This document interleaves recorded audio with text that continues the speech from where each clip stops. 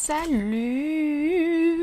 On est lundi, il est 11h42. Je suis très contente étant donné que mon heure du lundi matin, mon unique heure du matin suivie de 3 heures de pause, on appelle ça de pause, mais en fait ce sont des trous imposés par, je suis d'accord, la complexité de faire des emplois du temps, mais quand même, est-ce qu'il y a beaucoup de professions où on accepte de devoir rester 2 heures, 3 heures, 4 heures, 5 heures, 6 heures, parfois même plus par semaine sur son lieu de travail, en dehors des pauses méridiennes, parce que, bah voilà, parce qu'apparemment ils peuvent pas nous faire de meilleurs emplois du temps. Je sais que c'est dur de faire les emplois du temps, mais juste, bah voilà, c'est un des nombreux trucs qu'on doit soi-disant accepter sans jamais se plaindre parce qu'on a des vacances. Non. Cette heure a du coup été décalée, donc ce matin j'ai pu me réveiller à 8h30, 9h. Enfin, j'étais réveillée avant mais je me suis endormie, j'ai fait des rêves bizarres. J'ai pu refaire ma couleur, là je sais pas si ça se voit parce que mes cheveux sont attachés. J'ai nettoyé toute ma salle de bain, j'ai fait tourner une machine, j'ai rangé le linge qui était précédemment étendu, j'ai mis en ligne le Vlogmas. Qu'est-ce que j'ai fait d'autre ? J'ai l'impression que j'ai fait un autre truc où j'ai dû répondre à un mail, je pense. Je vais lire pendant 30 minutes et puis après, bah malheureusement, faudra se préparer pour aller travailler.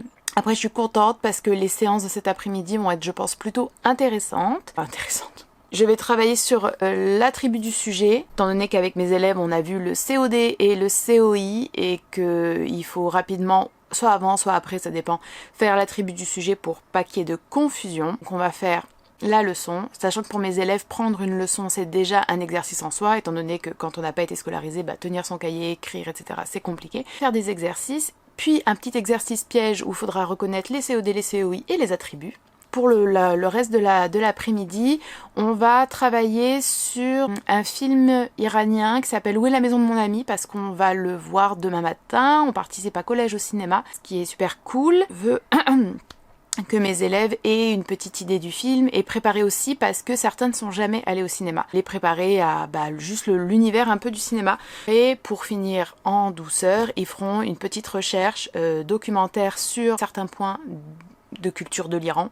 Où c'est, quelle langue on y parle, à quoi ressemble cette langue quand elle est écrite, sur le réalisateur, puis on lira ensemble le synopsis du film, et enfin on regardera 2 versions d'affiches différentes du film.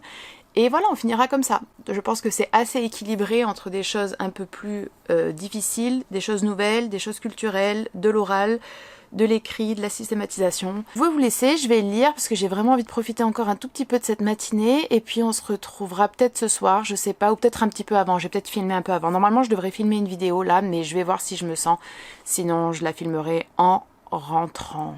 Je m'en vais au travail, je voulais juste vous montrer avec la luminosité la couleur. Oh là là. J'ai hésité, hein. J'ai failli me refaire brune, même si c'est que temporaire, hein. C'est une couleur non permanente, le brun que je fais. Parce que j'avais la flemme. Je suis très contente de ne pas l'avoir fait. Désolée, je me regarde, mais c'est parce que là vraiment, j'aime cette couleur. Je sais que, voilà, elle va durer jusqu'à la fin du mois, ça c'est sûr. Bon, il faut que j'y aille. Là, je vais travailler. Il est temps qu'on soit en vacances. Je crois qu'on est tous les profs dans la même situation. Je vous reprends ce soir, possiblement.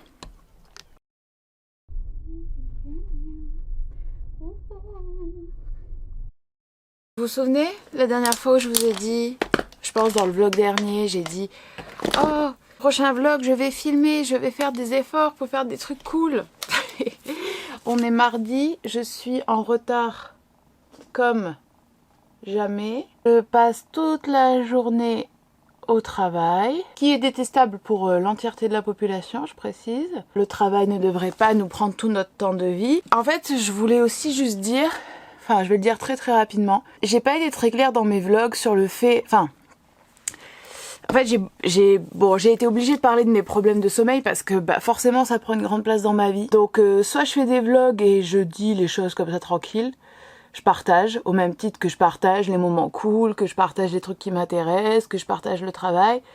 Soit je fais pas de vlog quoi. Enfin, bien sûr je partage pas tout dans les vlogs, mais j'estime que les problèmes de sommeil c'est pas non plus du niveau de l'intimité incroyable. Et moi j'ai envie d'avoir des vlogs authentiques, j'ai envie d'avoir des vlogs aussi qui permettent à certaines personnes de se sentir moins seules sur des thématiques qui sont soit pas prises au sérieux, soit pas vraiment abordées. Où sont mes lunettes? Et en fait, j'ai reçu beaucoup de commentaires très sympas sur le magnésium, sur la périménopause, sur le feng shui, sur plein de trucs. Et vous voyez, je suis pas allée au bout de mon truc dans le sens où, comme je vous ai dit, j'ai des problèmes d'insomnie et d'endormissement depuis des années, mais quand je dis des années, ça se compte en décennies, quoi. Donc c'est pas un problème de carence soudain, etc. Et en plus, je prends régulièrement des compléments, notamment du magnésium, je prends de la mélatonine, je suis pas anémiée, enfin, tous ces trucs-là. Et j'ai plein d'autres symptômes associés. En fait, je pense que je voulais pas trop en reparler, mais je vais juste le dire vite fait. J'ai eu un diagnostic par une neuropsychologue et par un psychiatre de TDAH. Et ce diagnostic a été par un autre psychiatre aussi ni invalidé ni confirmé. Pour être totalement transparente, voilà. La probable cause principale, sans doute, de mes problèmes de sommeil, ce serait ça. Je préfère le dire une fois, enfin comme ça, histoire que vous passiez pas trop de votre temps à gentiment hein, aussi essayer de me trouver des solutions qui sont pas forcément les solutions. Je vais y aller au travail parce que sinon ça va être une catastrophe, on se reparle plus tard.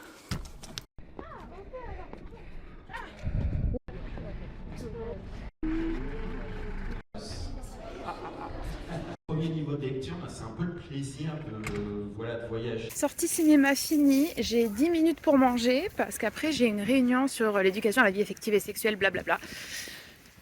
Donc je vous reprends après.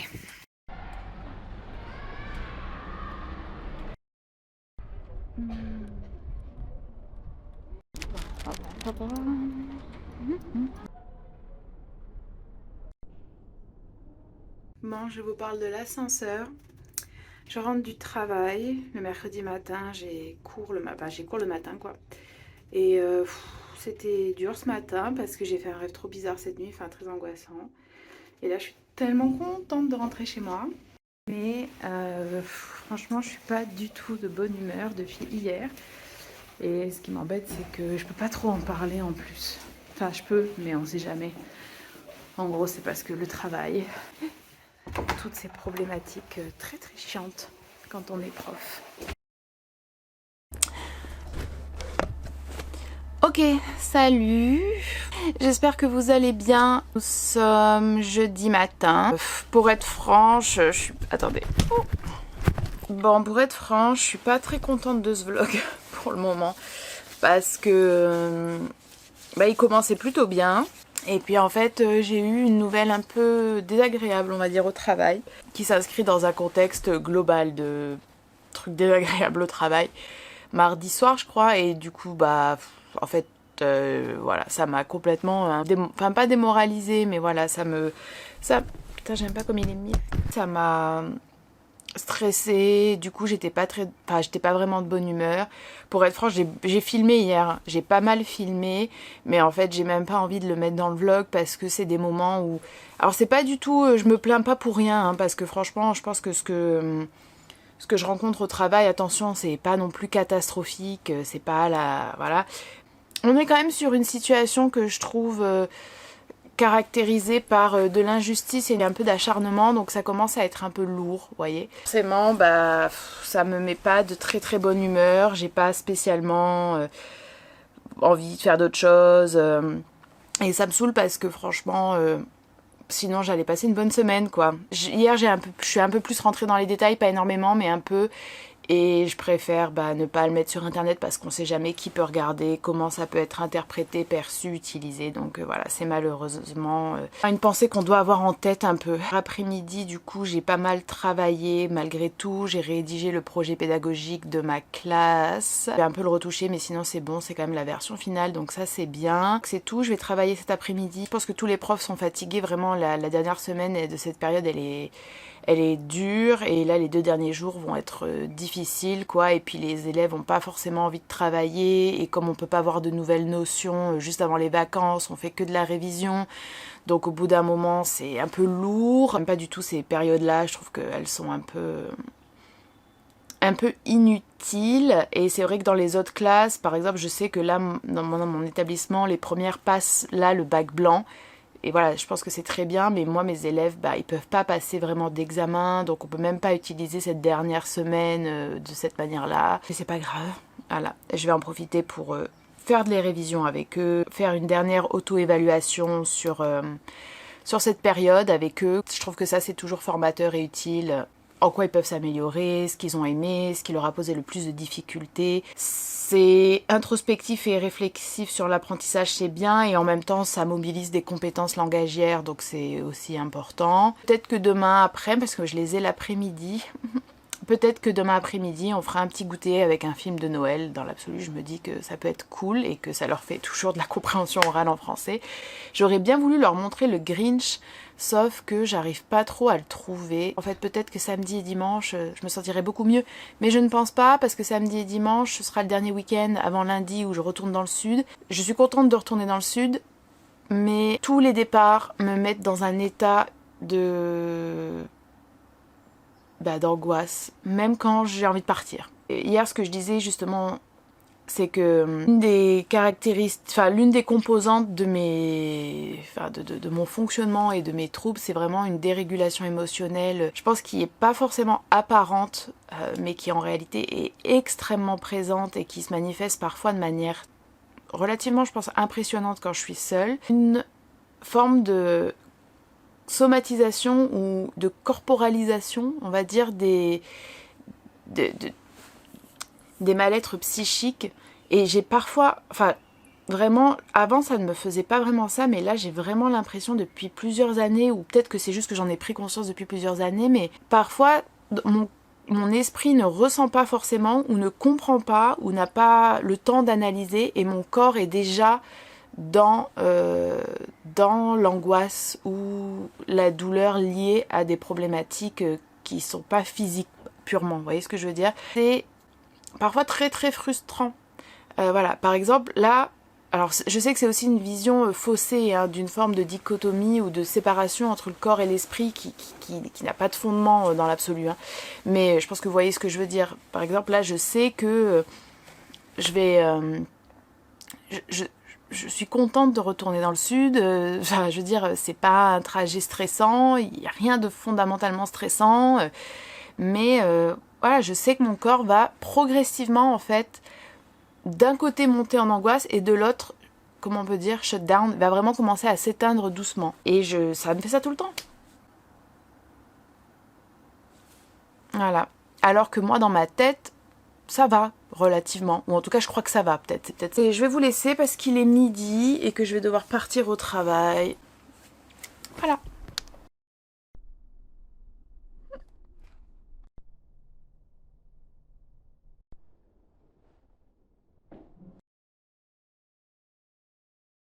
Bon, écoutez, la luminosité dans ces vlogs, décidément, c'est quelque chose, hein. Quelle heure est-il? Il est 8h. Je suis réveillée depuis 4h30 environ. Là, je sais très bien pourquoi je dors pas. Là, c'est parce que je suis... bon, voilà. Là, c'est pour des soucis professionnels. Comme beaucoup de gens, quand je suis pas bien, voilà, je dors pas très très bien. Et comme déjà de base, c'est un problème, forcément, c'est aggravé. Donc, rien de particulier. Je ne sais même plus, en fait, dans ce vlog, ce que j'ai dit, ce que j'ai pas dit. J'ai l'impression d'avoir commencé à filmer des trucs, puis de m'être arrêtée. J'ai vraiment de bons espoirs pour cette semaine. Parce que, en fait, y a plein de trucs cool dans ma vie. C'est un peu un truc qui m'a saoulée, en fait, en filmant cette semaine. C'est la réalisation que, malheureusement... Après, c'est aussi une leçon à moi-même, hein, mais c'est la réalisation que, même quand il se passe beaucoup de choses très très bien dans votre vie, à partir du moment où... il y a une problématique qui est chronique, qu'elle soit physique ou psychologique ou les deux, ou qu'elle soit même, par exemple, dans le milieu professionnel, eh bien, ça vient vraiment vampiriser tout le reste. Dommage parce que franchement... Enfin, après, je pense que j'ai quand même réussi à montrer dans ces vlogs que je faisais de jolies petites promenades, que j'étais contente, que... Voilà, que je travaille. C'est même un niveau, là, de sommeil qui est plutôt positif. Enfin, pour moi, il y a une amélioration. Comme il y a une nette amélioration au niveau de ma vie quotidienne, de mes capacités cognitives. Mais en fait, c'est vrai que...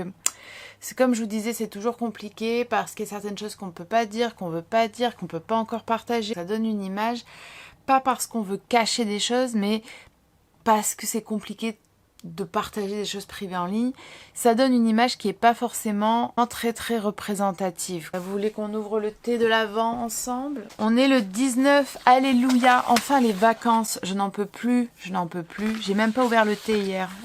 Alors c'est bizarre parce que j'en ai ras-le-bol et en même temps, je suis en train de constituer un projet. Je pense que je pourrais même le partager si ça vous intéresse. J'aime beaucoup rédiger ce genre de choses. Moi, j'aime faire des bilans, j'aime faire des synthèses, j'aime interagir avec d'autres enseignants, enseignantes. Malheureusement, l'éducation nationale ne nous laisse pas vraiment le temps de faire ça, les directions non plus, et c'est pas forcément quelque chose qui est valorisé alors que c'est essentiel en fait.